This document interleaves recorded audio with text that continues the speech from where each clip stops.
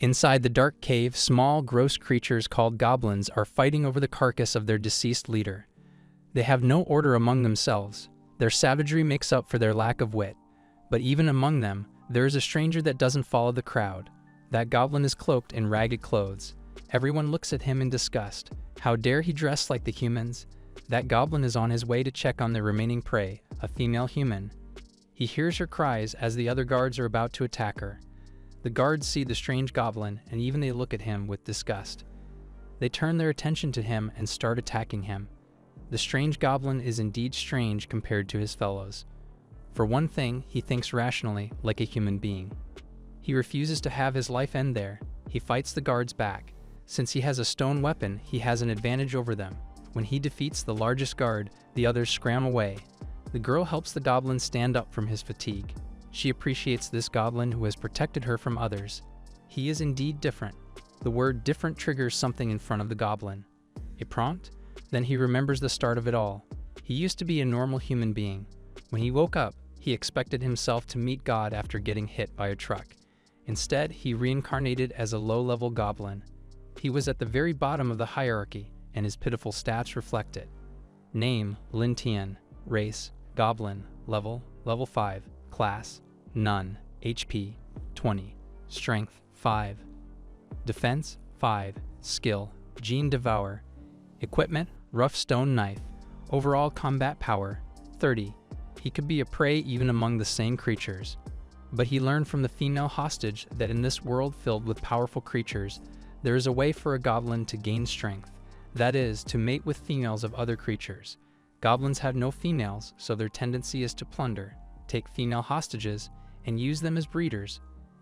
The only reason Lin Tian doesn't even consider this is because he still maintains his decency as a human being. He doesn't want to force himself on this girl, even if it means ensuring his survival.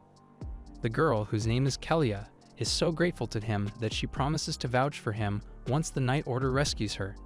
She says the Order is fair and just, and they will surely listen to his heroic deeds. They hear noises from outside. Kelia thinks the Order has arrived, and she's right. They see a lone knight exterminating the rest of the goblins. He looks pissed looking at his torn cape.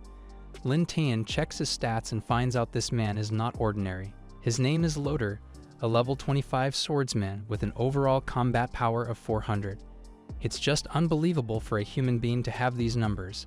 Kelia approaches Loader, but the latter raises his sword on her. He believes she's been defiled by the goblins and may have even been carrying a spawn. She should repent to the Holy Mother for her sins through his sword. Kelia quickly explains that she's safe. She points to Lin Tian as her protector. Still, Loader won't believe her. As he raises his sword, Lin Tian runs in between them. He shouts to Kelia to go towards the exit. Loader's sword lands, but it doesn't hurt Lin Tian. Someone has interrupted them. A pretty, holy-looking female walks up to them. She's Freya, the one called Holy Maiden. She's taken an interest in Lin Tian after hearing him speak similar to a human being. Lin Tian realizes this is his chance to change his life. He says he used to be a human, but he turned into a goblin after an accident. He can explain everything if he's allowed to come with them. After checking with Kelia, Freya decides to take the goblin. She intends to study this goblin that looks smarter than the average. Lin Tian is so grateful. He promises to pay her back for her kindness, and that's when things go south. Loader stabs Kelia, leaving her there for dead. And Freya doesn't seem holy anymore. She has this demonic smile on her face as she tells him she expects nothing less. 1 week later, at Bright Town Square, Loader speaks to the people about the terrible pillaging brought on by the goblins. The villagers all expressed rage at this news. 30 residents have fallen victim to the hands of these imps, including the poor Kelia. The Night Order has purged these lowly creatures, but it's not enough. They must seek revenge for their lost ones. Praying devoutly to the temple and the Holy Mother is enough. Freya steps in and promises that the temple will always protect the dedicated. The crowd, believing her every word, chants for the knights and the temple. Later, Freya is alone in her room, or rather her laboratory, where she performs magical experiments. She's satisfied with the villagers' blind faith, ensuring her more tributes in the future. A weak voice calls her name and curses her. Pinned to the wall is Lin Tian. He's on his last lifeline, as he has endured so much from Freya's torment. He questions the kind of justice the so-called Holy Mother implements, full of deceit and manslaughter. Freya hits him hard with a stick. She says he has no right to question human justice.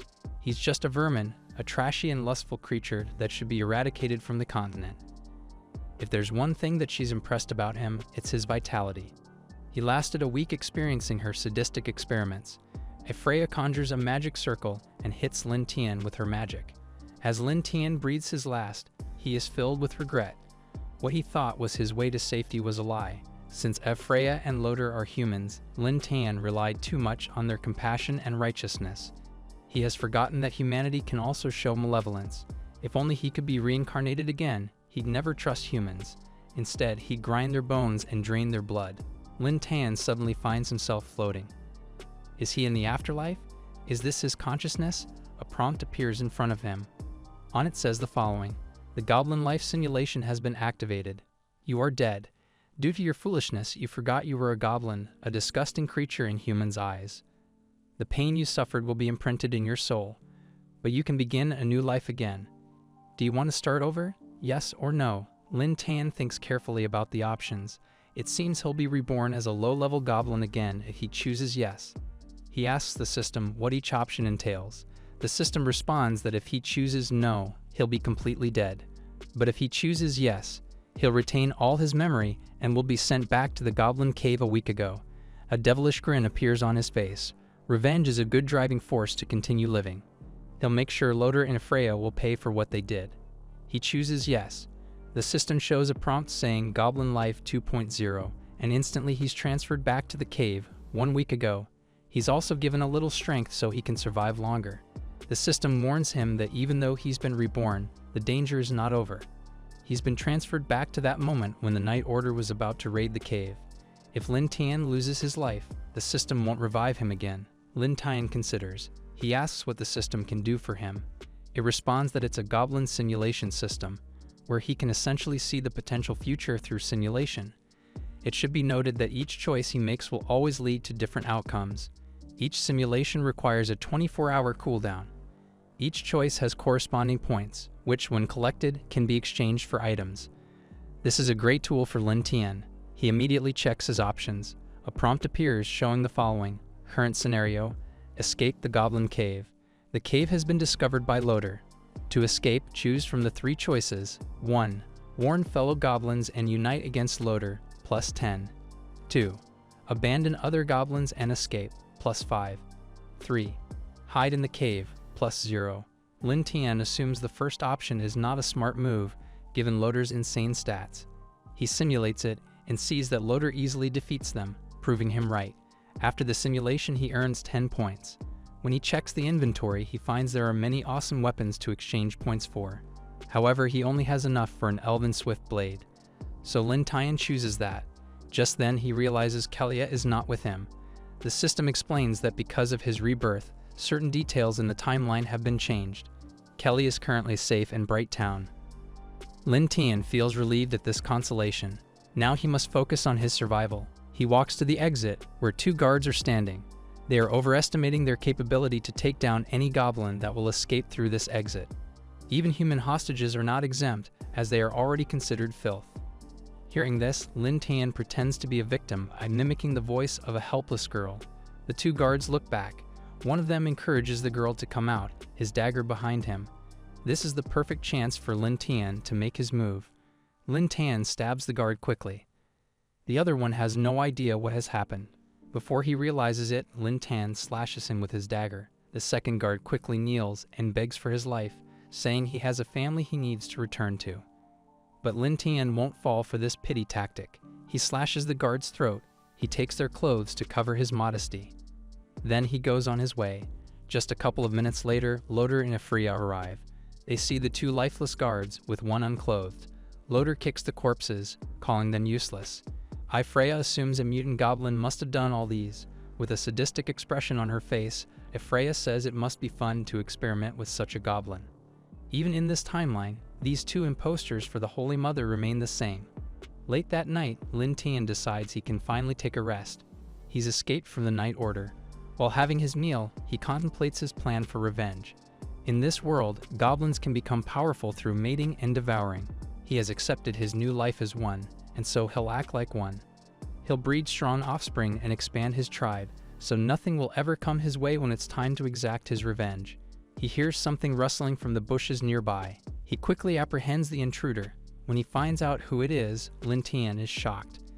It's a female goblin who can also talk intelligently. Didn't he learn earlier that goblins don't have females in the species? He checks the statistics. He sees that it's a level 3 little female goblin with strength and combat powers much lower than his. However, a note below says that if a male goblin mates with a female one, the male goblin will be upgraded to a legendary goblin god. While considering this option, the female goblin, whose name is Yu, shakily says she was sent to fetch water for her chief. She's so fearful about getting beaten.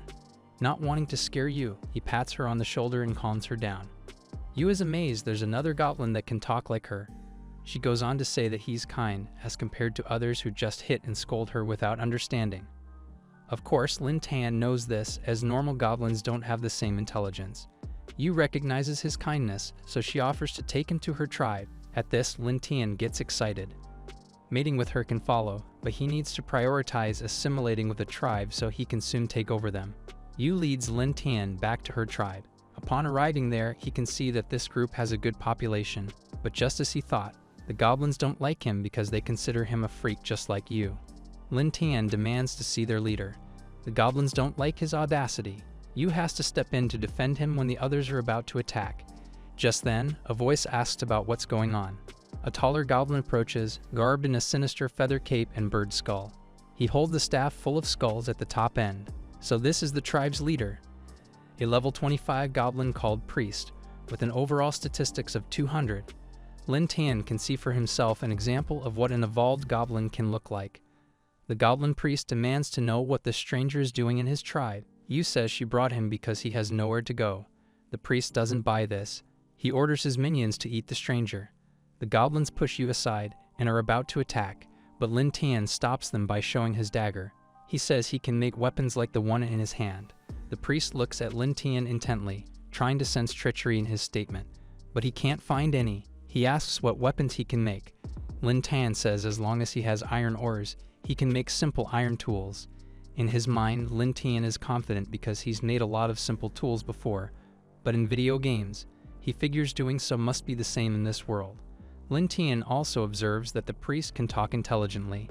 This must mean as a goblin levels up, the smarter he becomes. The priest considers Lin Tian's offer. Eventually, he gives him a chance. He must find iron ores and create iron tools within 3 days. Only then will he spare his life. Failing to do so will mean death for both him and Yu. As the priest returns to his dwelling, Lin Tian thinks about how cruel this leader is, even going as far as harming one of his own. That night, Lin Tian sets out to find iron ores, along with Yu and 3 other goblins. The journey is long, making Yu tired and pleading for a quick rest. The 3 goblins turn and beat her, calling her lazy and ugly. If only they knew how valuable she is in their evolution, they wouldn't even dare touch her.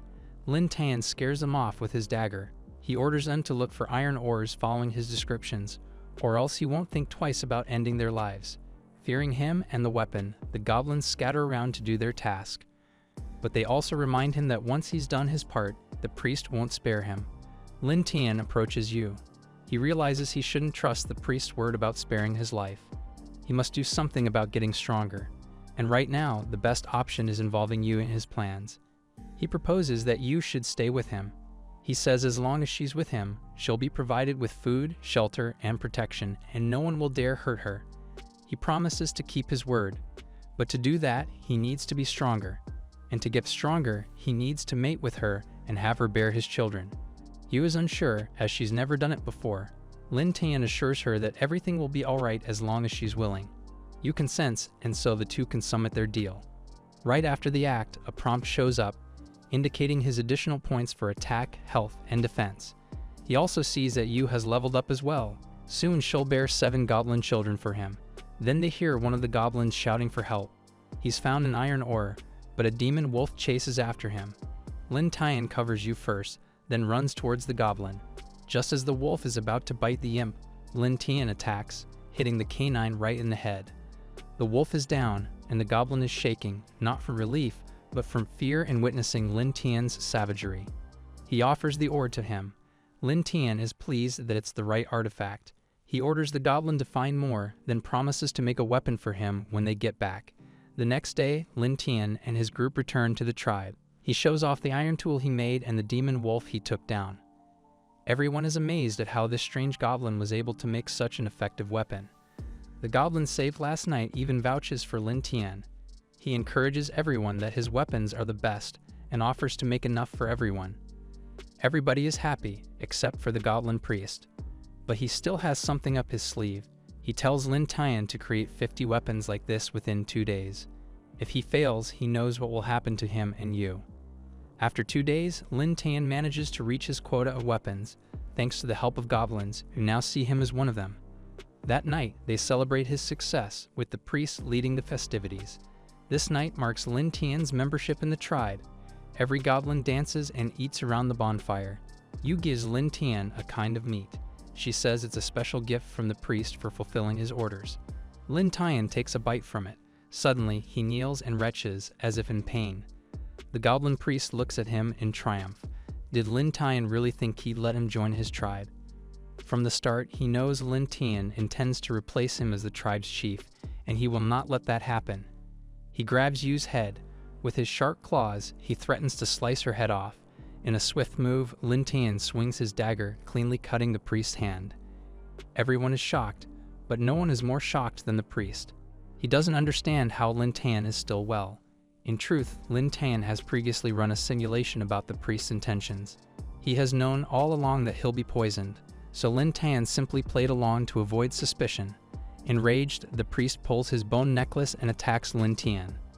The latter dodges, putting him in an advantageous position.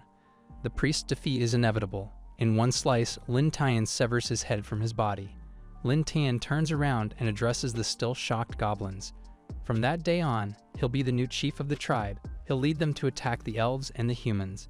He'll allow them to breed and secure an endless food supply. Their tribe is going to be invincible, and he assures them that he'll keep his word. Suddenly, all goblins cheer for their new boss. To mark this new era, Lin Tian tells the goblins they can feast on the carcass of their previous leader, which they happily devour. Conquering a goblin tribe is just the first step in his revenge plan. His next target will be the elves. Unbeknownst to him and the rest, a busty elf hidden in the bushes has witnessed what happened. She has a feeling this will not bode well. The busty elf hurriedly returns to her community deep within the enchanted forest. She is Kasana, princess of the elves and the daughter of the clan mother Leah. She goes straight to her mother's house.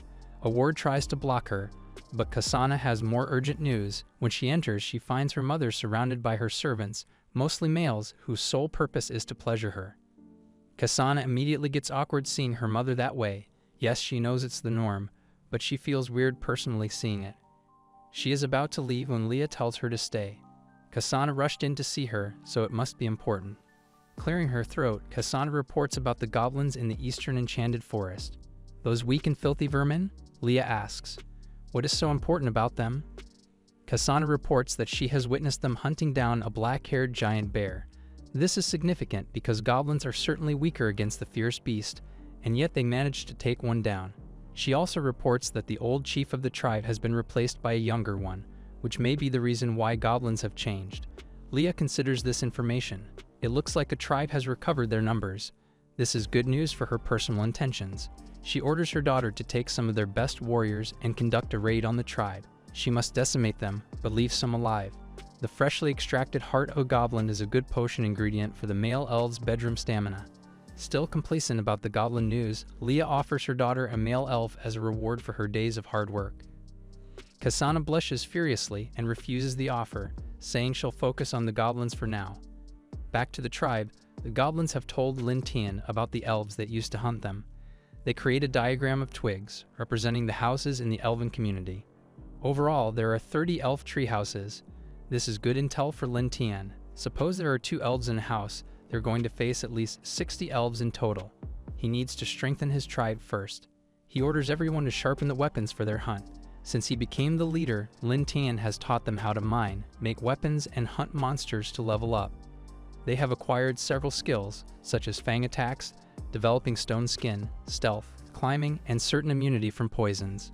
Each goblin's overall combat ability has been raised to 250, which can be on par with an elf's 200 combat power. There's just one last thing to do before they commence their raid on the elf community. And that is for Lin Tian to check the simulation first. In it, he sees that he manages to lead his tribe the night before. But they get ambushed by the elves, greatly decimating their numbers. He gets captured and hanged to serve as a warning to other goblins. In summary, what should be a foolproof raid turns into the tribe's destruction. It's a failure brought on by someone else who has control over it. Lin Tian thinks carefully about this. Someone else has control. That can only mean they are being watched, even as they are now. He uses his keen senses to locate the intruder's location. Meanwhile, Kasana and the others hastily abandon their places to report back to their clan. She didn't expect the goblins' growth in just a few days. Suddenly, arrows fly towards them. One hits her on her bottom. Unfortunately, her companions are not so lucky. She tries to escape, but her body doesn't seem to follow her. When she looks up, she's face to face with the young tribe's chief. Lin Tian's face looks ominous as he orders his goblins to take them all back to the tribe. A splash of cold water wakes Kasana. A goblin shouts for the boss while the others leer at her. Lin Tian grabs Kasana's face. Observing her reaction to the poisoned arrow, he grasps the idea that goblin fluids have special paralyzing and stimulating effects on female creatures. This explains certain aspects of goblin breeding. With this, they can have an ultimate weapon against the elves' clan mother. Despite her situation, Kasana remains valiant against Lin Tian. She reminds him that they're only alive because of her mother's kindness. Kindness? That's cute, Lin Tian says. The elves she speaks of and the elves the goblins have told him may be different. The elves can completely wipe out the goblins if they wish to, and yet some still remain. That's definitely not kindness. Kasana becomes embarrassed when she realizes what Lin Tian says makes sense. Didn't her mother tell her to leave a few alive? Kasana knows about it, she just doesn't want to acknowledge it. Lin Tian says there is no time left for elaboration. The time has come for the goblins to pay the elves in kind. He tells some of his subordinates to devour the other elves caught so they can absorb their skills. And as for Kasana, she will be the new female to bear Lin Tian's children. The system notifies Lin Tian that he's reached the maximum level of 30. Any excess points are distributed to his health, strength, and defense. He's also acquired elf skills such as stealth and night vision. In the elves community, the clan mother Leah exhausts all of her 3 lovers. They've run out of the potion.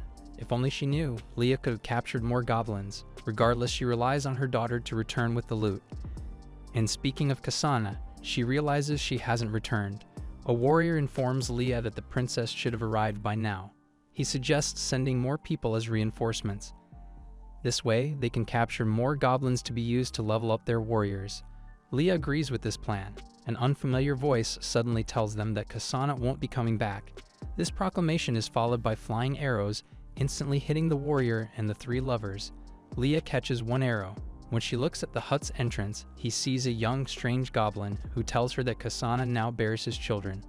Leah grabs a sword and takes a swing at the goblin, but she realizes her body has been paralyzed. So this must be the new chief of the goblin tribe that Kasana mentioned before. Lin Tian tells her that the arrow she caught was dipped in goblin fluid, which takes effect immediately. So Leah better behave. He goes on to tell her he overheard the conversation about the goblins being turned into potions and being used to upgrade elven warriors. Lin Tian finally understands that a few goblins were allowed to live, only to be harvested for the elves' benefit. Perhaps the elves never expected the goblins to grow strong. That's when Leah hears the faint scream coming from outside. She also sees a tinge of orange, which doesn't bode well. Lin Tian drags her to the window so she can be talked into cooperating with him. What Leah sees is a nightmare. It's a pandemonium of carnage. Goblins everywhere, her warriors attacked, and her elves helpless. She angrily turns to Lin Tian, demanding to know what he's doing. Lin Tian remains calm as he explains that the goblins are seeking revenge against the elves who slaughtered them before. He advises Leah that at this point, it's better to face the reality that goblins are now more powerful than the elves. But he wants more. He wants stronger goblin warriors. In that case, he still needs her. Her fate after bearing his children will depend on her attitude. Leah is totally cornered. Her arrogance has now led to her clan's demise. But she can't let her clan be completely decimated. She pleads with Lin Tian. If it means her children will continue to live, she'll do whatever he wants her to do. She will be willing to bring them to his tribe to stay, and to give birth to his children. The goblins' raid on the elven community is a success. The triumphant goblins return to their tribe. Leah is reunited with Kasana, who mourns their clan's loss. Leah explains that it's her fault for severely underestimating the goblins. The only ones left are women and children, and the only way to preserve the bloodline is to mate with the goblins. From now on, their survival depends on these creatures. Lin Tian sees the mother and daughter mourn, but he never feels pity for them. He tells them he'll provide food and shelter, and warns them that bad intentions from them will be met with ruthless actions. Leia responds that she understands. However, she asks if she can take care of the young elves herself, since she is their mother. Lin Tian looks at the children elves playing with Yu, who is already flustered with children of her own. He checks Leah's main attribute, boundless maternal love. If this is so, then it's only right to allow her to care for the young ones. He releases Leia from the cage to help Yu with child rearing. Lin Tian thinks that once these elves grow up, they can contribute to the tribe's forces. Lin Tian checks the system again, this time to see his statistics. After mating with Leah, he has gained a qualification boost, improving his statistics. This means he now has attributes that are on par with Loader. It seems like the best path to gain more strength is to continue mating with stronger females and have them give birth. Once it's complete, he can finally deal with Loader and Afreya. Half a month has passed since. The female elves have started giving birth, raising the infant count between 30 and 40. A cry of pain takes Lin Tian's attention. Kasana is about to give birth, but she's having a hard time. Leah worries because this is her daughter's first time, and she's already on the brink of death. Fortunately, Lin Tian retains some knowledge about helping a woman give birth. With the help of Yu, he eases Kasana's limbs. At first, Kasana feels awkward, but Lin Tian emphasizes she's giving birth to his children. Soon, healthy triplets are brought into this world. Yu praises Lin Tian for knowing so well and saving Kasana, who lies quietly on the floor, still alive but tired. Another scream takes their attention. This time, it's goblins who want to mate with an elf who has just given birth. Lin Tian gets angry and hits them with his dagger. He's very clear with his instructions. Allow the females to be fully rested and recovered before mating with them again. Disobedience will result in fatal consequences. He orders the two shaking goblins to provide one extra portion of fruit to each female. Leah witnesses all these. She realizes that Lin Tian may be cruel, but he knows how to take care of his subordinates, and he keeps his word. Of course, Lin Tian only does what is right, based on the simulations he has run. Once things have settled, he decides to check again to see if it's the right time to exact revenge on Loader. He starts the simulation, then sees the following. After much effort in capturing the elves, he has impregnated all of the females. They have given birth to goblins that are far superior to the average ones. Now that the tribe has expanded, he decides to seek revenge on Loader. He infiltrates Bright Town and successfully locates his target. Options: 1. Take action and attempt to end Loader and others, plus 50. 2. Lead the goblins to seek revenge and annihilate Bright Town, plus 30. 3. Wait and see. Observe a little longer, plus 10. There's something wrong about this simulation. Lin Tian wonders why it's so easy to locate Loader and his men, even though they are high-caliber knights. He decides to choose the first option to see what happens. The prompt shows that he attacked Loader alone when the chance came. As he's about to give the final blow, Loader's master arrives, the Sword Saintess, a much more powerful figure who easily ends him. After this, Loader and his group return to the capital and are never seen again. In summary, if he attacks Loader alone, he'll face the Sword Saintess, which will lead to his demise. The total allotted days for this simulation are 9 days. Lin Tian is shocked. More than the appearance of the Saintess, he's more concerned about Loader possibly going away and never returning. He can't let that happen. He needs to rush. He looks around and sees Yu giving fruits to Leah. That's when an idea comes to him.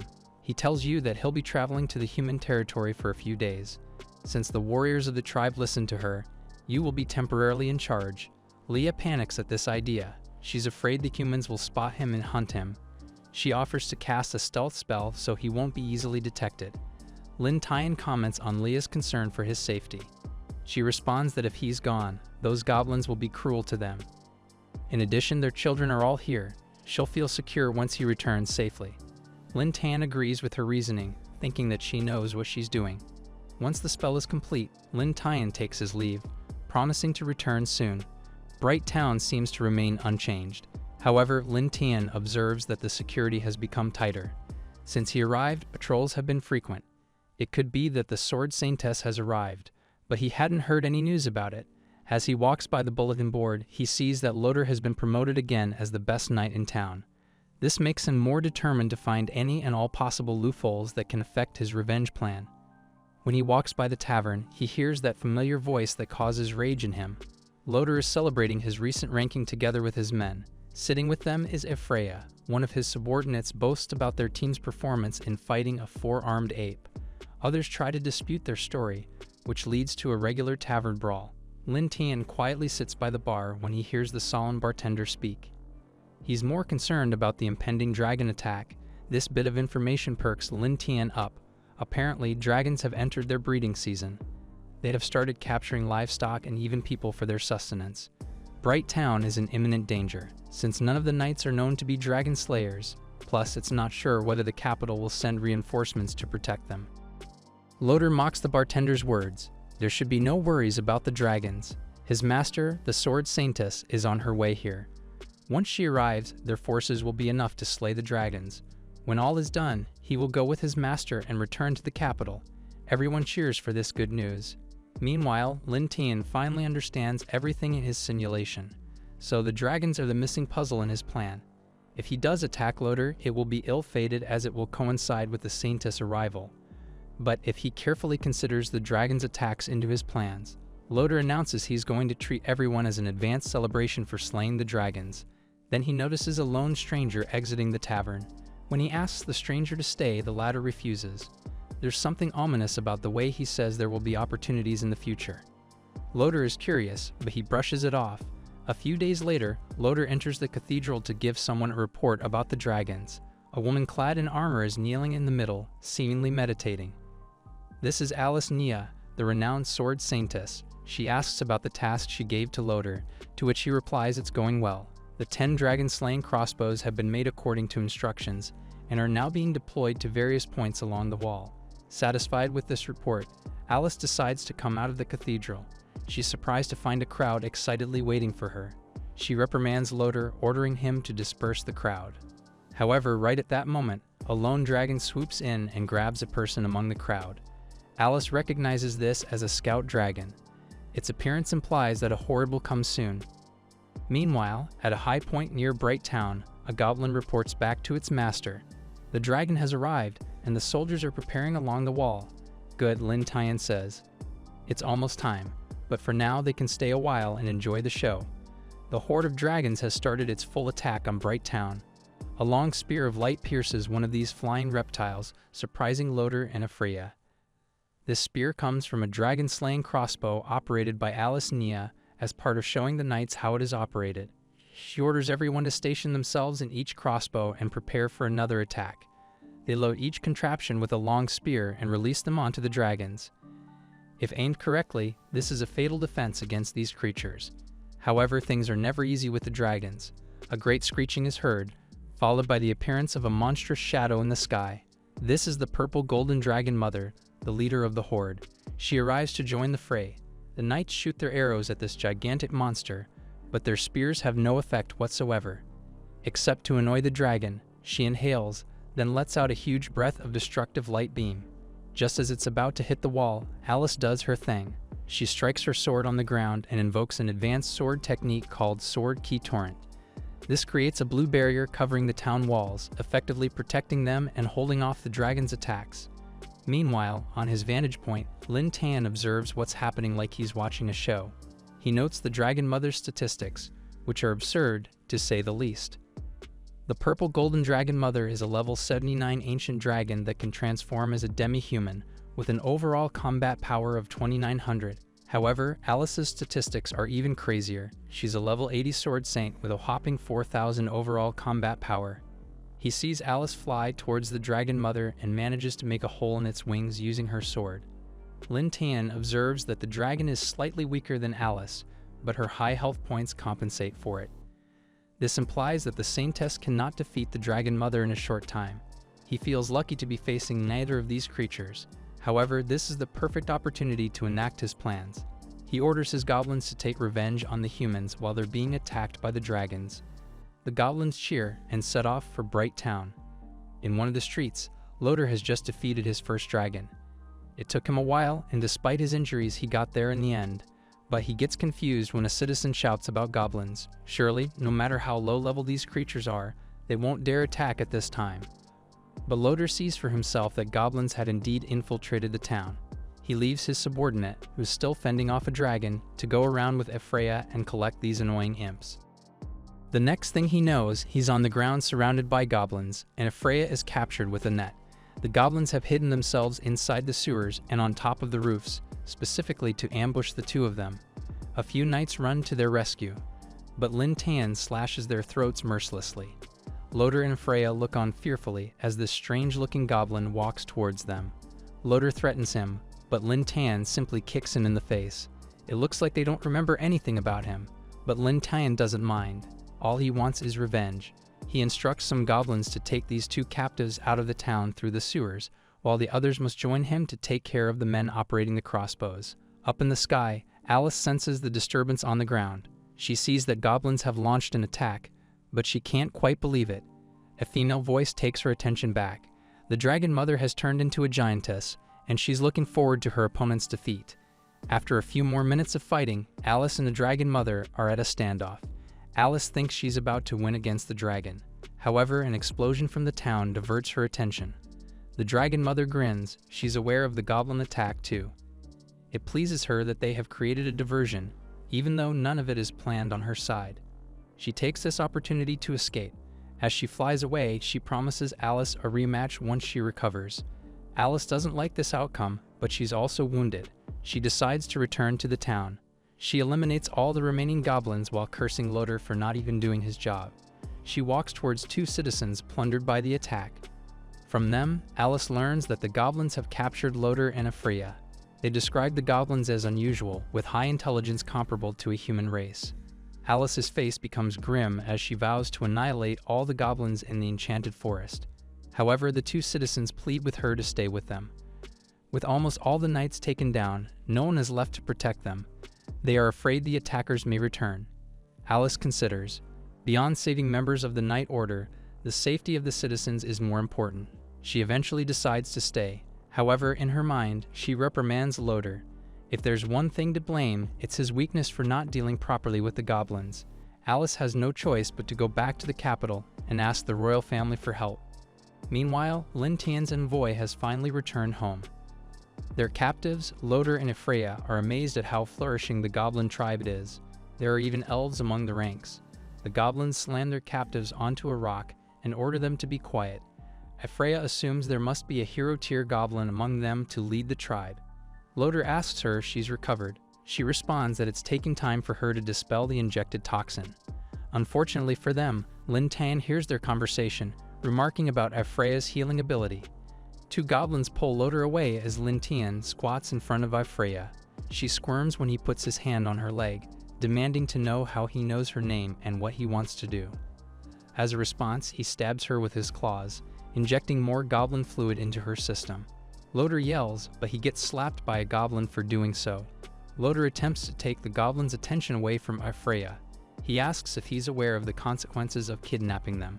Lin Tian responds that he's taken necessary measures to make sure the Saintess won't trace them. A group of goblins has already covered their tracks. Then, addressing the berserkers, Lin Tian orders them to hunt for more monsters and to bring them back. His intention is to evolve further and be prepared for an attack. He does recognize that sooner or later, Alice Nia will be able to track them.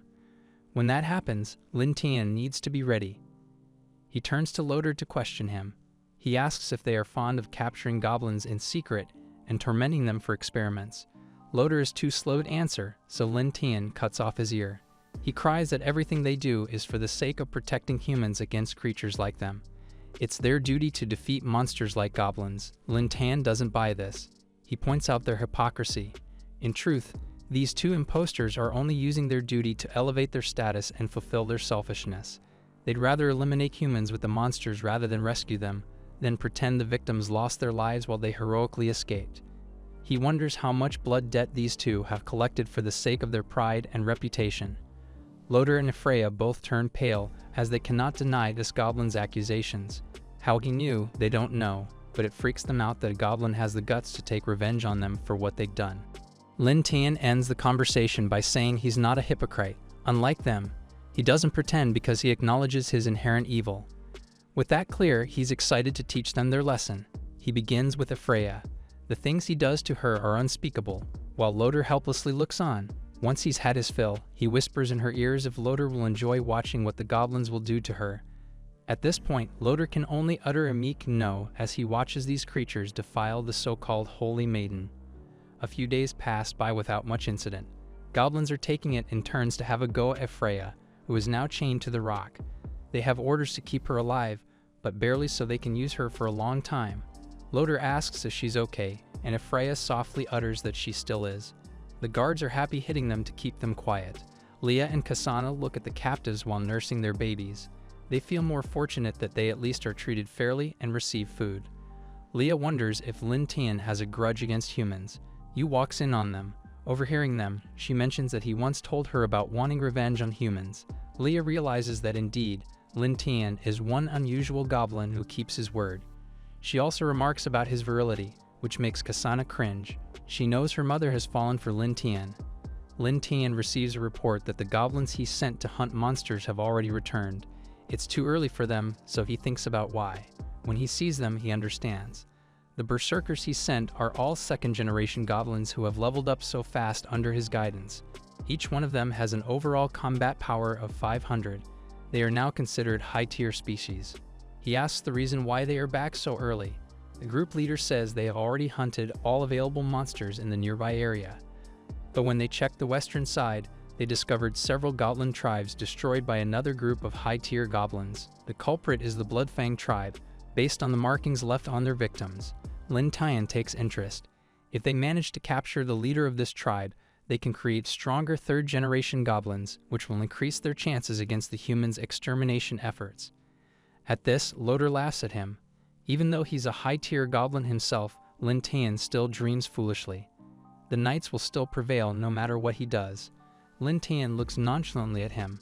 As Loder's punishment for being cheeky and mocking their leader, the goblins line up to debase him. A few hours later, he's spent. That night, Lin Tian tells Yu and Leah that he plans to attack the Bloodfang tribe next. Not only that, but he also wants to capture their leader. On another note, he announces to everyone that their tribe's name from now on will be the Tian Kuang tribe. Everybody cheers for this new identity of their race. Yu continues their earlier discussion, warning Lin Tian about the dangers of facing a much stronger tribe, but he remains confident. He still has a trump card he intends to use, and he says this while looking at Freya. A few nights later, Lin Tian leads a reconnaissance to survey the Bloodfang tribe. At first glance, they are indeed consisting of high-tier goblins, implying they are not to be underestimated, but they should be manageable. Then the leader comes out of the tent, and this makes Lin Tian excited. The leader is the Warhammer Bloodfang, a level 50 hero-class goblin with 900 overall power. This leader is a very good specimen for breeding purposes. Just then, the system gives Lin Tian a premonition. It involves him talking to Freya. In his vision, he calls Freya his little B-word as he finally breaks her mind, making her his very loyal servant. Lin Tian continues to survey the Bloodfang tribe while contemplating his options. If it comes to head-to-head combat, it will be easy for them to subdue them. However, the leader is a different case. He must be captured alive, but his enormous size will be hard to deal with. Even their poison won't work on this Warhammer goblin. Lin Tian remembers from his first life as a goblin that Freya used an imprisonment spell on him. He now intends to use that, but first he needs to deal with the former Holy Maiden. A few days later, Lin Tian sees one of the goblins filling a stone tub with hot water. Good, now everything's ready for the next step. He approaches Freya. She's on the verge of death, but there's no pity in his eyes. He wipes her wounds with a warm cloth, which revives her a little. When she recognizes him, she screams both in pain and in fear. Lin Tian slaps her, then hugs her. In a soft voice, he tells her that her punishment has ended. Freya can't believe what she's hearing. Lin Tian continues to be kind to her, saying he keeps his word. However, she needs to make a choice about her faith. Will she continue her previous religious belief and defy him? Or will she trust him, become his servant, and be spared from the daily torment? Freya has suffered so much, and being a shallow woman, he chooses Lin Tian. He tells her that from now on, she is his little B-word, his loyal servant. He then carries her over to the stone tub, undresses her, and gently lays her inside. Instantly, all her wounds are soothed, and she relaxes in his presence. In the lull of relaxation, she promises to give him everything. Pleased, Lin Tian asks if she can recreate the spell for Holy Light Cage. Since she has rejected her prior religion, she has no more memories of what it is. She has to refer to the magic books owned by the elves to create the cage. She successfully conjures a sturdy enclosure. Now Lin Tian has a way to capture the Bloodfang leader. As they walk near the slaves' cages, Loder spots them. He sees that Freya looks okay. He demands she finish Lin Tian and then restore his body to full health. But to his dismay, Freya doesn't listen to him. She shows that she's willingly submitted herself to the service of Lin Tian, and it is voluntary. This breaks Loder's mind. He curses the goblins and swears that they are meant to be slaughtered by the knights. Soon, the Holy Church will wipe them out. Lin Tian receives another premonition. He's facing a group of goblins, and he's getting them two options. Either they submit to him, or they die there. Even though he's seen it, thanks to the system's simulation, Lin Tian is still surprised that Freya has this submissive nature within her. He turns to the guards and instructs them to never let Loder rest for a few days. With that settled, he invites Freya on his mission to subdue the Bloodfang tribe. In the western region of the Enchanted Forest, the goblins are reporting to their leader that everything is ready. The Warhammer Goblin is pleased. Today they'll attack the southern tribe, and then they'll capture the elves and the humans, and they'll have fun with all of them. The goblins cheered for their expected victory. Then one guard points to the strange goblin who wants to see the tribe's leader. Everyone is perplexed. Who could be this low-level goblin who wants to have an audience with the Warhammer? Lin Tian walks into the middle of the tribe. He addresses the Warhammer, saying he wants to talk to him. The Warhammer asks if he's a mutant, and Lin Tian responds that he's just a slightly smarter goblin than average. He introduces himself as the leader of the southern tribe, and he wants to capture the Warhammer alive. He then proceeds to give everyone two choices. Either they join him or they die here. The Warhammer calls him a fool. He grabs Lin Tian's head and lifts him off the ground. He says that once he's finished with him, all his captives will be his. Lin Tian thinks that's enough talk for the day. In a surprise move, he swings his dagger, slashing the Warhammer's arm off its body. Everyone cries in outrage as they want to avenge their leader. But Lin Tian only snaps his fingers and orders his goblins to eliminate everyone in the Bloodfang tribe. The enemies are taken aback by the stealthy attack of the Tian Kuang warriors. Nobody has sensed them coming. The Warhammer looks at Lin Tian and realizes this has been his plan all along. He walked into them to act as bait, just to make sure they drop their guard. Still, the Warhammer won't give up without a fight. He attacks Lin Tian. Wrong move on his part. Lin Tian calls Freya to activate the spell. Instantly, the Warhammer is captured inside the cage's golden bars. The Warhammer is knowledgeable enough to know that this entrapment is a light attribute spell. Goblins can't do anything against it. He sees the human who cast the spell, who is now sitting beside the goblin and acting like a dog. Lin Tian praises Freya and tells her she can go back to get her reward. Then he turns to the Warhammer and gives him some good advice. Just submit to the southern tribe and become a good breeding goblin. After destroying the Bloodfang tribe and capturing its leader, the goblin tribe returns triumphantly to their home. They lodge the Warhammer goblin within a cage large enough for him and chain him to a boulder.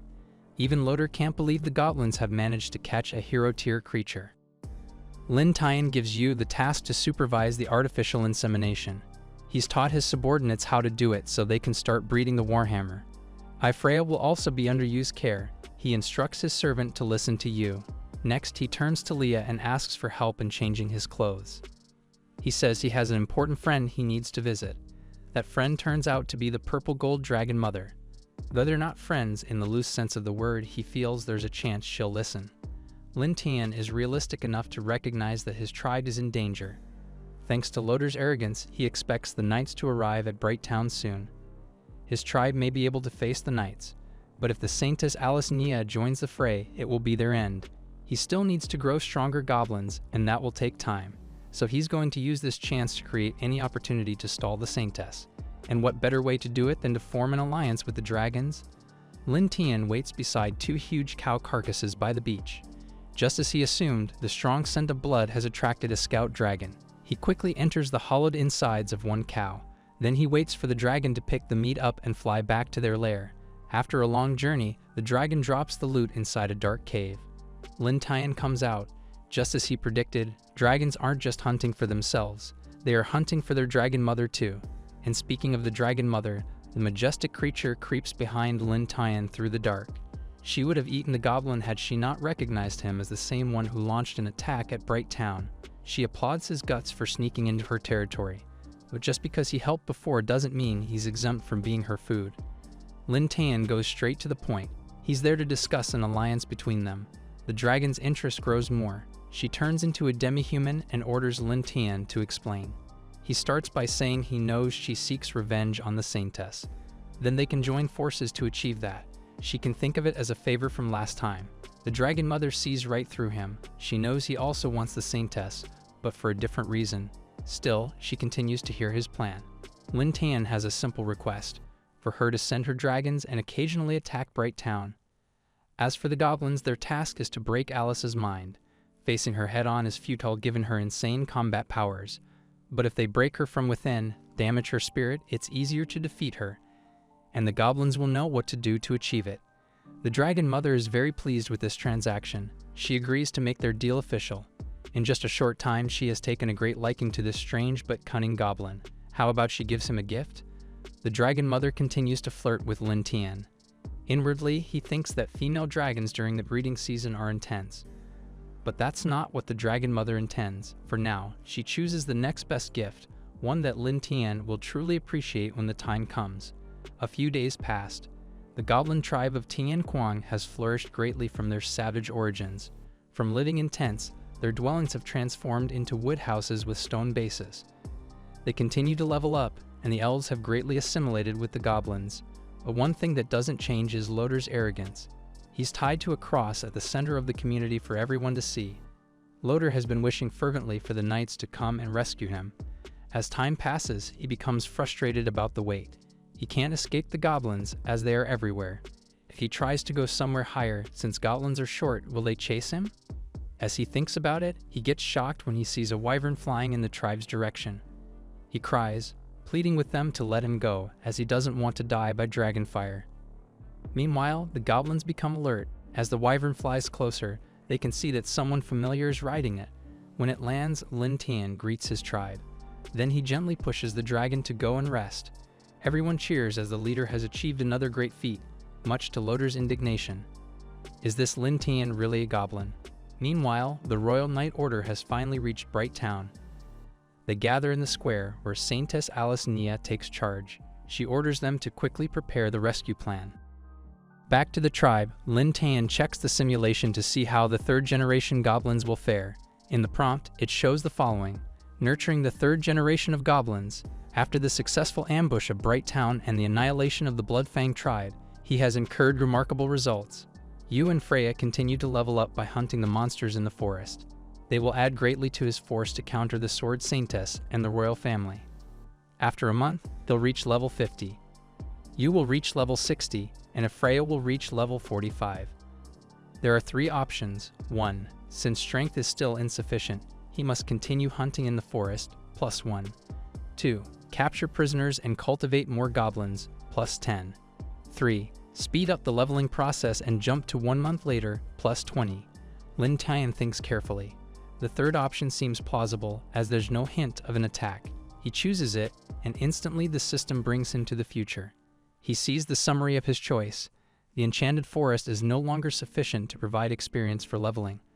The system rewards him with 20 points after this time travel. Lin Tian wakes inside a hut. He immediately checks his stats.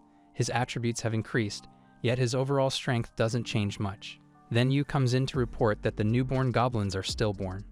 With all the babies accounted for, only 3 remain alive, but they are very weak. Loder laughs at him. Even after 1 month, he's still stuck to the cross. He mocks Lin Tian for expecting success. He explains that the higher the goblins rank, the harder it is for their offspring to survive. This means that mating is not the only way to rule the world. Lin Tian remains unfazed. Then he gifts Loder to one of his goblin berserkers as a toy. Perhaps what Loder should learn is how to shut his mouth. Lin Tian thinks carefully. It's too late to nurture these goblins. Is there any other way to upgrade them?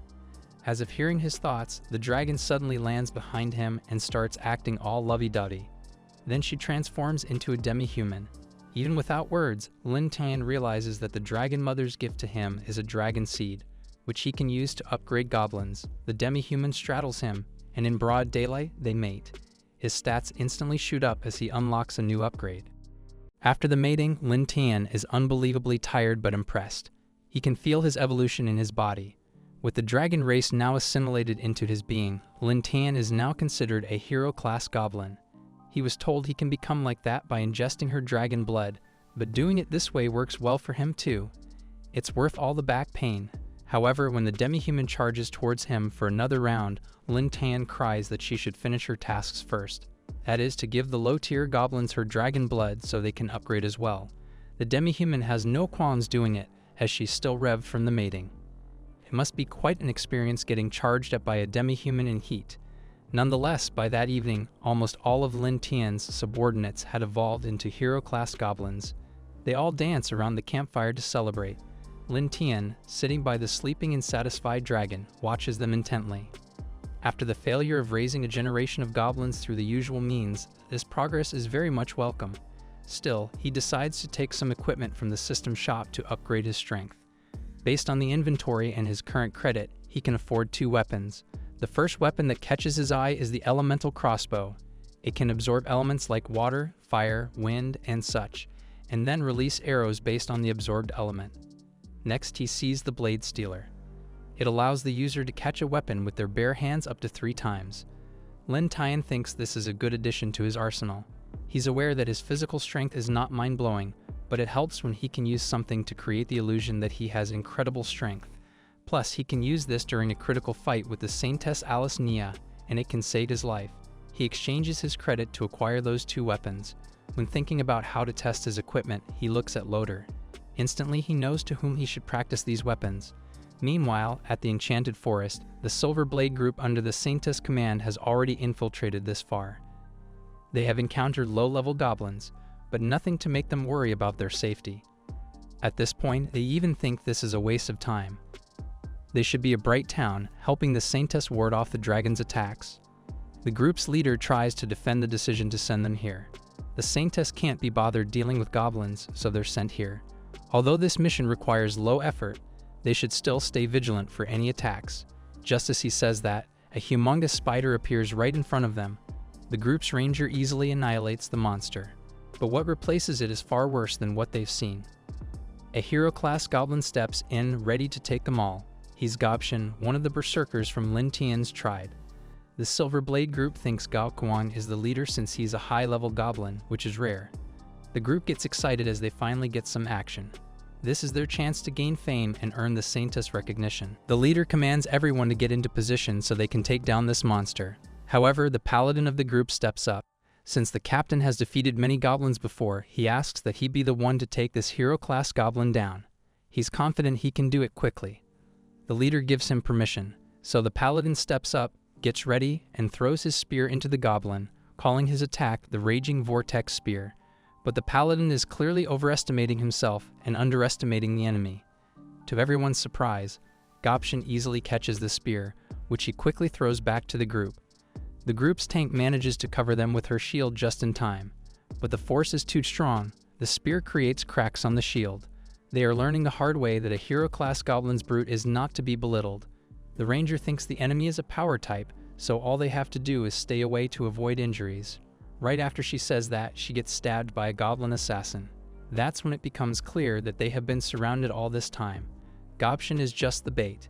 The Silver Blade group is getting ambushed. In just a few minutes, the group is defeated.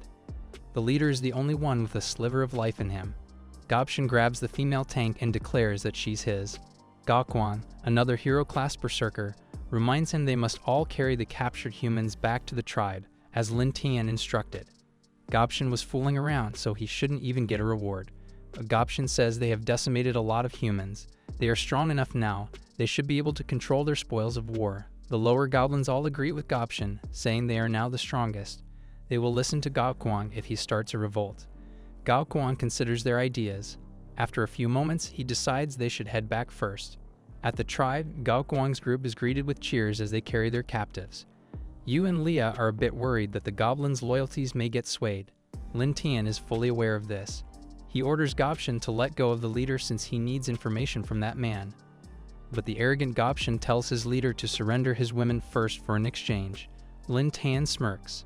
He may have known for a long while about the possibility of mutiny. If that's the case, then he must show everyone who the true leader is.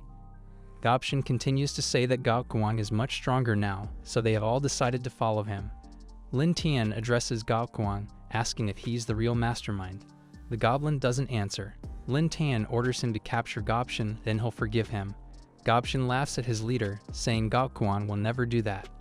To his surprise, Gao Guang grabs his head and crushes it. Clearly, Gao Guang has become stronger, but he's also become contemplative and discerning.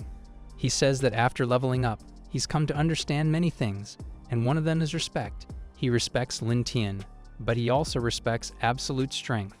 He's seen how Lin Tian defeated the former tribe leader and took control, and he'd like to try it. Gao Guang challenges Lin Tian to a duel. Lin Tian can see that Gao Guang is no longer an ordinary goblin like he used to be. His strength of 1200 is not something to joke about. Lin Tian says he's appreciative to see Gao Guang's growth, but is he really determined to challenge his leader? Everyone in the tribe has gathered around to see what's happening. A few loudmouths cheer Gao Guang on. They want him to defeat Lin Tian so they can have all the women for themselves. Lin Tian is impressed. He lets out his aura, which intimidates most of the goblins. He asks at large to stay behind him if they still want to follow him. Unbeknownst to them, the captured leader sees all of this going on. There are so many things he just can't make sense of. For one thing, the one called Gao Guang is indeed much stronger than the one who defeated them. And then there's the tribe leader, who looks so unnoticeable. One can wonder why he ever became one. Nonetheless, this is a good opportunity for him. This internal issue within the tribe is a good cover for him to plan his escape. Once the old leader is defeated, he'll find a way to run. Lin Tian remarks that only a few are willing to follow Gao Guang. But Gao Guang says it doesn't matter. He's only here to pursue strength. And with that, he attacks first. Lin Tian easily dodges, surprising the humans with his speed. Lin Tian brings out his crossbow and aims it at Gao Guang. Gao Guang doesn't have enough time to swerve. He parries it head-on with his blade. Lin Tian is impressed. Gao Guang goes for the attack again. He swings his blade with such force and ferocity. It's almost as if the winner is already determined. But once the dust settles, everyone is shocked at what they see. Lin Tian catches Gao Guang's blade bare-handed, like he's holding a smooth wooden spear. Lin Tian takes this chance to aim the crossbow at point-blank range. This time, Gao Guang cannot dodge or tank the attack. He's defeated, and everyone sought his loss. But he's an honorable goblin, which is much rarer than any type of hero-class goblin. He bows down to accept his punishment. The loudmouths who cheered Gao Guang earlier turn their tails and plead for their lives. What Lin Tian hates the most are those who double-cross others for their own benefit. He decides on what to do. Lin Tian asks if Freya to heal Gao Guang. He won't punish the goblin, as he admires his courage and honor. As long as Gao Guang remains loyal, Lin Tian will allow him in his ranks. However, these vermins must be taken care of. He orders Gao Guang to eliminate them. Grateful for his spared life, Gao Guang turns to these two-faced goblins to give their punishment. Later, their corpses are given to others to be eaten. The survivor of the Silver Blade group has lost all hope of ever escaping. He blames Loader for provoking such an extraordinary goblin. Lin Tian addresses Loader and taunts him for relying on other humans to save him. Loader is internally panicking, cursing the Saintess for not coming to his aid. Instead, he jeers at Lin Tian, which makes him look deranged. The leader admits his mistake. They underestimated the goblins, but he's sure that once the Saintess has taken care of the dragons, she'll come to avenge them. Lin Tian crouches and asks the survivor if he really believes the dragons are attacking the town on their own. But now that he's mentioned it, Lin Tian is relieved that the plan is going well. That's when the survivor realizes that the dragons and the goblins are in cohorts with each other. If that's the case, then there's no point in fighting at all. He pleads with Lin Tian to end his life. He doesn't want to end up pitiful like Loader. After considering, Lin Tian grants the survivor's request. In Bright Town, a soldier wakes Saintess Alice Nia to give a report. She's pissed to have been woken up. They just finished driving off the dragons for that day. She asks if this is about the knights she sent to the enchanted forest. The soldier confirms, but only one has managed to return alive. Alice can't believe what she hears. Once she's dressed, Alice visits the knight who managed to return. It's the paladin looking pitiful in his cracked armor. He tells the saintess about his group's fate. They were attacked by a group of hero-class goblins. He asks her to go and save them, but she must be careful, as these are not ordinary creatures. The other knights hearing this can't believe lowly goblins can do these to them. The other paladin in the room simply thinks his comrades were unfortunate. He's ready to go to avenge the Silver Blade group, but Alice stops him. It's not wise to leave the town, not when the dragons are still attacking. This may be a trap so that goblins can ambush them. In the end, Alice orders everyone to reinforce the protection at Bright Town. As soon as she's done with the dragons, she'll definitely slaughter those goblins. The knights are unsure about this. Are they not going to rescue their comrades? But someone raises an important question. Does anyone think they've survived the encounter? Interrupting their conversation is a mysterious man who, except for his eyes, is covered from head to toe. He says the boastful tends to die first. This man is Kasimov, the captain of the Reaper Knights team. He offers to go alone and see what happened to others.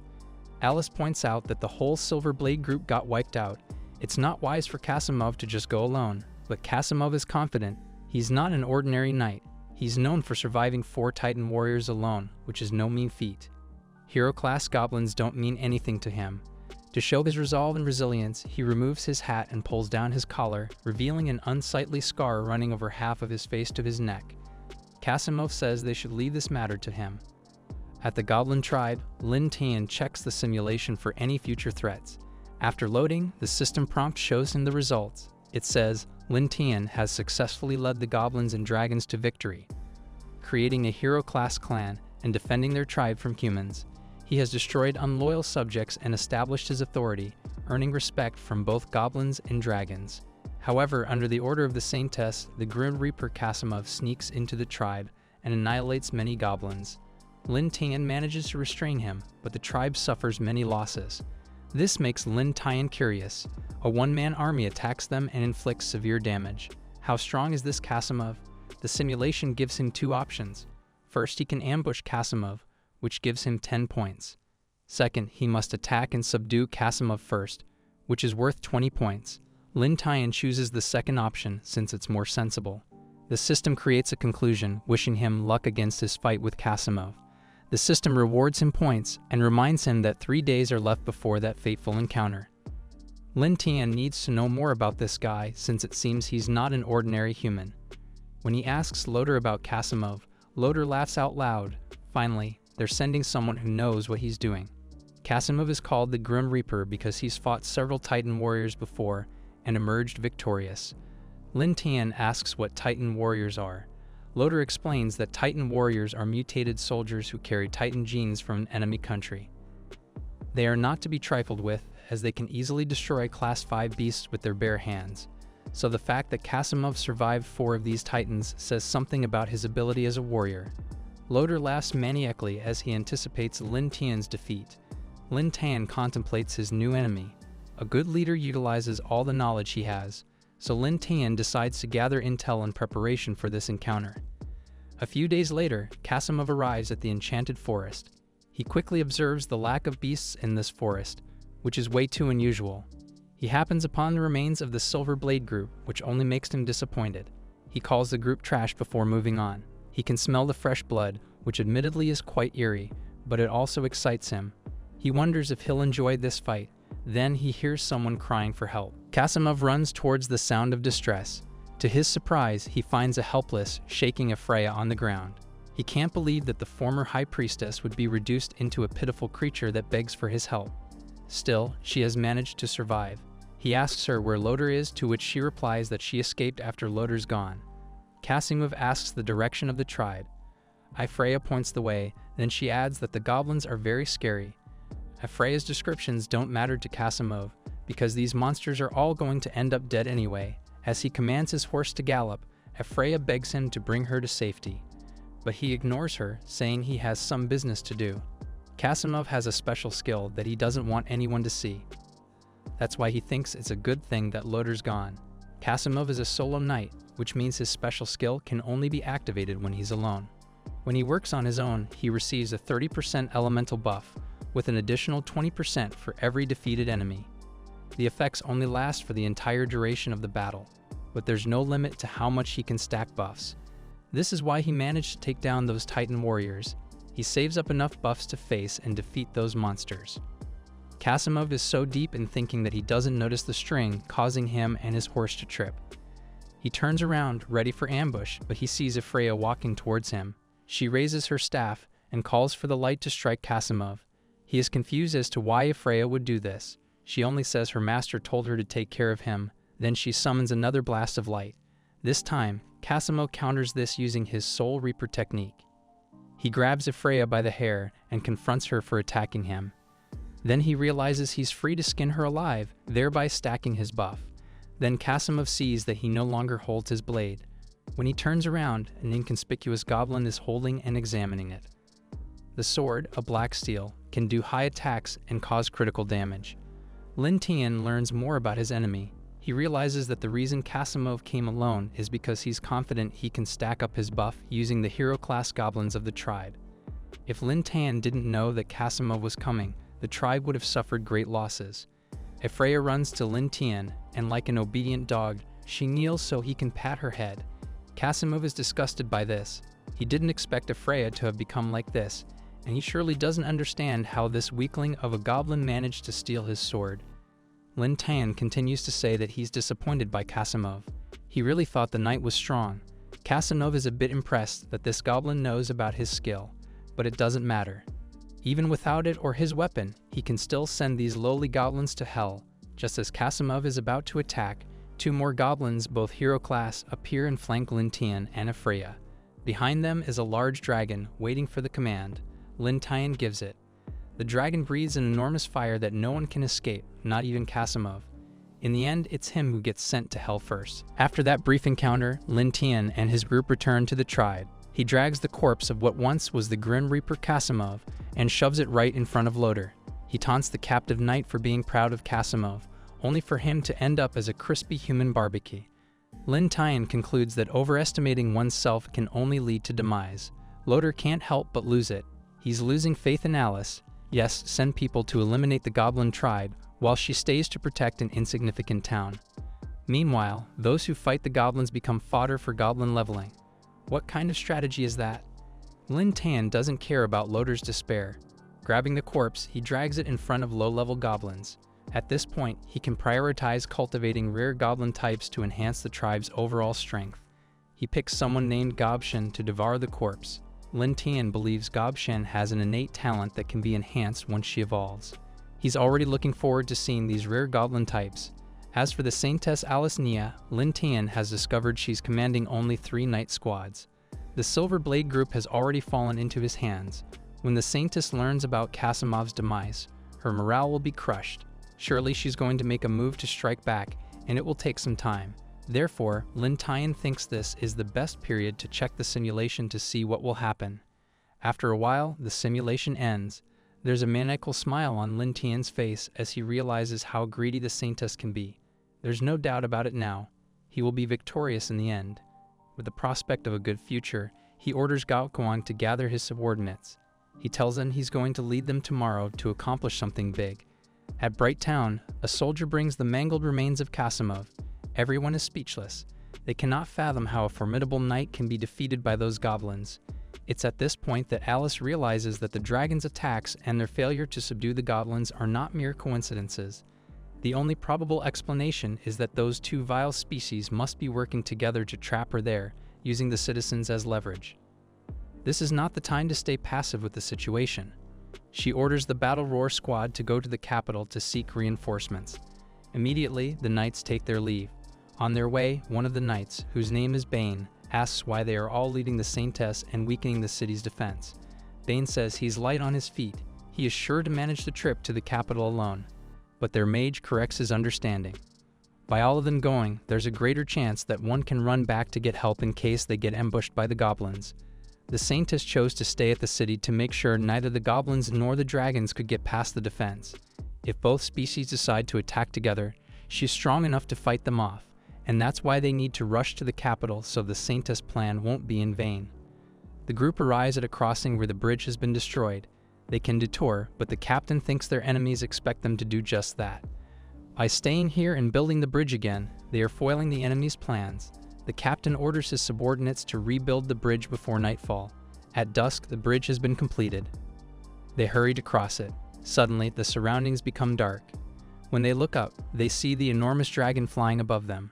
Riding the dragon is a goblin. Now this is the confirmation they need to prove that the saintess is right, that dragons and goblins have been in cahoots with each other since the beginning. From his perch, Lin Tian can see that the knights have managed to quickly rebuild the bridge. Wasting no time, he orders the dragon to burn the infrastructure. The knights, with no other place to run to, fall into the valley. The captain feels helpless as he curses the enemies, vowing to defeat them all. This is the reaction Lin Tian wants to get from the knights. He taunts them, saying it's impossible to defeat their alliance, especially since the Dragon Mother is on her way. The knights find themselves surrounded by fire and hero-class goblins. They suddenly fear that the dragon corpse will soon fly over their heads, trapping them. They are no match to these combined forces, but their leader realizes this can be turned into an opportunity. If the goblins and dragons are coming to where they are, then they can have the chance for a clean sweep of the enemies. Bane must go back to report to the saintess, and those left behind must hold out until reinforcements arrive. Understanding the plan, Bane rushes through the goblin barricade, perhaps a little easier than expected. After a while, it's the mage who notices it first. The goblins deliberately allowed Bane to pass through. But why? Lin Tian, seeing everything from his position, graciously offers an explanation. It has been the goblins' plan all along to make them believe the Dragon Mother is coming. This is just a trick to lure Saintess Alice out of Bright Town. And now that she will surely come here believing she'll fight both goblins and dragons, what will happen to Bright Town without their best defense? The commander shouts in grief and humiliation upon realizing their situation. He orders his subordinates to take down the one riding the dragon, as he must be the leader. Bright Town is already lost at this point, and there's no need to mope about it. They must hold their ground until the Saintess arrives. And with that, the brawl starts. The commander faces Gao, whose strength is on par with his, if not more. The commander realizes the goblin is using Kasimov's sword. Perhaps it dawns on him at this point that all is lost. They've been tricked, and they already know how short the future that lies ahead is. The commander blames himself for belittling the goblins. After a few minutes, the goblins are already devouring the corpses of the knights. By Lin Tian's orders, they must quickly leave the place before the Saintess arrives. The next day, Alice and his men show up at where Bane thinks he's left his comrades, but all they see are piles of bone and a scorched area, implying that they're too late. Bane mourns for his loss, while Alice observes the surroundings. So it's true then that dragons and goblins are working together? She asks Bane. The knight confirms, adding that the goblin leader commanded the dragon to burn the rope bridge. It's feasible that the goblins annihilated his team, then the dragon burned the rest. Alice agrees with this conclusion, but she wonders why the scorched area is small. Are the dragons not coming? That's when it dawns on her. She quickly turns around to return to town, shouting to everyone that this is a decoy strategy. Bane can't believe this is possible. But it's too late. By the time Alice returns, Bright Town is already a place of burning buildings and ravaged people. Something breaks inside her, refusing to believe this is all true. Nearby, a child cries for his father. Alice tries to calm the child, but the child tosses her hand away. He tells Alice to get out. Every day, she was just pretending to work so hard to protect them. But when the time came when it mattered the most, Alice was nowhere to be seen. And the goblins devoured and pillaged and destroyed everything. In the child's eyes, she is a bad person. Alice is too stricken with deep shame to even talk back. Other survivors approach them now. They all berate Alice for not doing her job, for leaving them, and for being useless as a saintess. Up above, the Dragon Mother is watching. She's very impressed with how Lin Tian's plan worked out. Even without facing Alice directly, he's managed to break the saintess' morale, turning her into a defeated, broken person. She looks forward to meeting him again. That night, at the tribe, Lin Tian checks on the task he gave to a goblin named Goblin. Goblin reports that it was a success. The town was raided, and they brought home plenty of spoils and prisoners. Some humans had voluntarily come as well in exchange for their lives. In addition to this, they had sent Kelia and her family away on a cart of gold. They were safely escorted out of the city. Lin Tian is satisfied with the report, especially the one about Kelia. She's the first person who believed in Lin Tian in his first life as a goblin. This is his way of repaying her kindness by making sure she's away from all these troubles. The next day, Lin Tian visits the lair of the Dragon Mother. He expresses his gratitude for the creature's assistance. The Dragon Mother shares with Lin Tian intel about Alice Nia. The Saintess has fallen ill and can't get out of bed. It's truly gratifying for the arrogant Saintess to fall off her high horse. Lin Tian agrees, but he reminds the Dragon Mother they must continue their attacks on town and keep pressuring Alice. The Dragon Mother diverts the conversation. She asks for compensation. After all, flying back and forth every day is exhausting. Lin Tian gestures towards the cow carcasses as his gift. But the Dragon Mother wants something else. She wants Lin Tian, and if he refuses, she'll be very upset. Lin Tian says he doesn't think a lowly goblin like him is worthy of a formidable dragon queen. But that's where he's wrong, the Dragon Mother says. She can see that Lin Tian is no ordinary goblin. She can see his potential to be the Goblin King. As a part of the ancient dragon race, she's always revered strength. It's in her nature to mate with strong beings and produce strong offspring. She thinks Lin Tian can give her the seed to breed strong dragon goblin types. Even though he's awkward about it, Lin Tian accepts the Dragon Mother's gesture, and with that they mate. Later he wakes up and checks his stats. It has gone up, especially affecting his health and defense points, but decides to sneak out before the Dragon Mother wakes up and pulls him back for another round. He senses that it's not beneficial if he's kept again beside the creature for another time. The Dragon Mother wakes up at that moment and she knows Lin Tian has gone away. She's proven to herself that he's no ordinary creature. She looks forward to that day when he'll lead the goblins to create a whole new world. A new day means a new chapter in the goblin tribe. But this day comes with a shock to the elves. Lin Tian is releasing them from their captivity. Since there are human captives now, they can replace the elves for breeding purposes. Leah and Kasana are shocked to be treated this way. But they don't know that Lin Tian is just tricking them into giving him their loyalty. After all, elves are more useful than humans, and just as he expected, it's Leah who comes to him first and bends the knee. She says Lin Tian is no ordinary goblin, therefore she sees fit to stay there. Lin Tian can sense that she's only staying because he can help the remaining elves. Overcome with emotions, Kasana, as well as the rest of the elves, decides to stay with Leah. Lin Tian is satisfied that it has come to this. He then declares that the elves are no longer captives but his subordinates. He promises that he'll keep them safe as long as they remain loyal to him. Now that the Saintess is out of the game, and there's no immediate threat, he can focus on breeding new types of goblins. Leah volunteers to assist with artificial breeding, to which Lin Tian agrees. Then, a goblin frantically runs to them, informing them that another goblin named Goblin has apparently died. They all rush to the scene where the said goblin is on the ground unconscious, its body full of scratch marks. Others report that Goblin has been hiding away, scratching madly until his death. Just then, Goblin groans in pain. Sharp, bone-like structures puncture out of his skin, and a spiked tail forms out of his behind. The transformation gives him a beastly form. But one thing's for sure, he's not dead. The system informs Lin Tian that Goblin is now a mutant goblin that has retained his berserker class. Goblin looks lively considering he came back from the dead. Lin Tian praises him, then orders all of them to focus on cultivating the next generation of goblins. In Bright Town, 3 months later, the people have moved on from the attack. They have already fixed the destroyed buildings. But still, the Sword Saintess remains in her depressive mood. She's become some sort of joke among the knights gathering in the tavern. A man in flamboyant armor hears the conversation and scoffs at them, calling their enemy just a bunch of goblins. When everyone looks around, they realize the man is none other than His Highness, Prince Steiser. He's the diamond rank leader of the Blizzard Knight Squad. His appearance marks the beginning of another quest. Lin Tian checks the simulation again. It summarizes what is about to happen in the near future. Lin Tian successfully breeds 150 third-generation hero-class goblins after 3 months of steady effort. Meanwhile, the royal family has come to know about his tribe's existence, and has marked them as a threat to the country's peace. They are offering multiple bounties to adventurers who can take them down. Several groups of various ranks are already gathering in Bright Town with one goal in mind: destroy the Goblin tribe.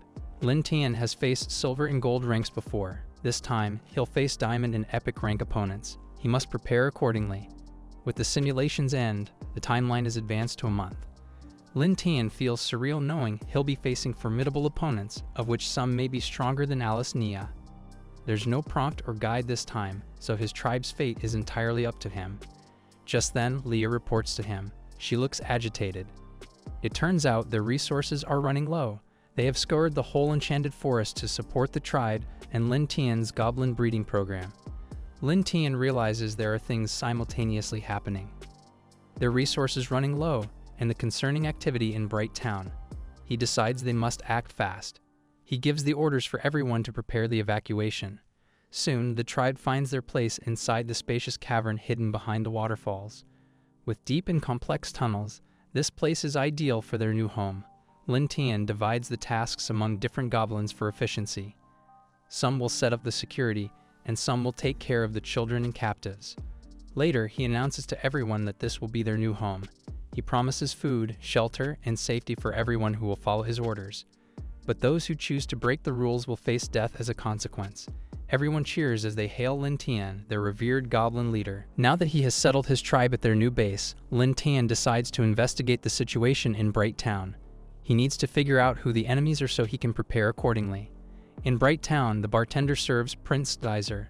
The bartender is surprised that the royal prince has come here to deal with the lowly goblins when it's known he only goes for high-level monsters. Geyser says he's only here to save his useless cousin Loader. Just then, an old man laughs upon seeing the prince here. He thinks Prince Geyser is a worthy opponent in winning the bounty. Everyone who recognizes the old man gasps in shock. He's Gru, the Grey Hat Mage, leader of the Diamond Rank Squad, Grey Hat. Geyser greets the old man like an equal. Another man laughs at them. This man who wears his hood jeers at Geyser and Gru.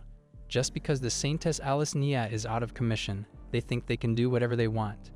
They shouldn't forget that the epic rank adventurer named Lucelina is on her way here. The knight who hears her name shivers. They know Lucelina to be ruthless and only care about the bounty. Geyser asks the hooded man if he's also here to slay the goblins.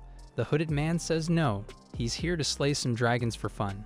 On a serious note, he warns everyone that underestimating goblins is a fatal mistake. They may be low level, but their ability to evolve is frightening, most especially the mutant species. Gru agrees with this. In his 100 years of living, he's seen more goblins than women. This race is ancient, and has always been the enemy of other races. They will never be wiped out, no matter how hard one may try. Gru ends by saying exterminating goblins is a hassle. He's only here for the bounty. Geyser takes note of what the man said. They must learn from the Saintess' losses and proceed cautiously in this endeavor. He then proposes to the old man to team. Once they're done, Gru can take all the bounty for himself. Gru finds this idea appealing, so he agrees. Geyser assures his Blizzard Knight squad will take care of the danger so Gru can save his energy.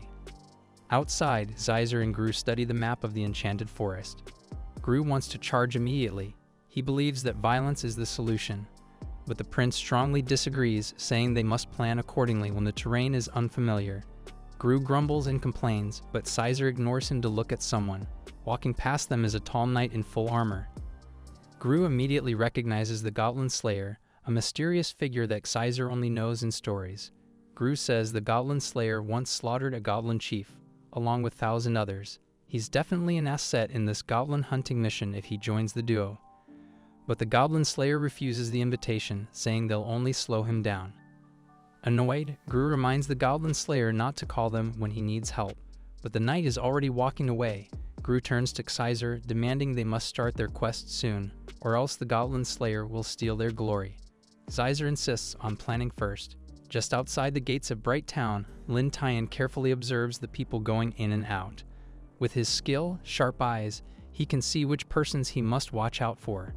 He sees the Goblin Slayer coming out. He has a weird description that says he shouldn't even exist. But there's no denying his insane overall power, which ranges from 1,000 to 3,000. So this figure can adjust his strength at a whim. Lin Tian asks the system if there's any error in the data, but the system says there's none. From the other gate out comes a party of knights, led by Geyser and Gru. Prince Geyser is a holy knight possessing monster restraining skills and has a strength about 1,300. Gru is an archmage that possesses many skills and is hard to deal with. His strength is 1,400. Looking at them, Lin Tian thinks there shouldn't be any problem dealing with these two diamond-level adventurers.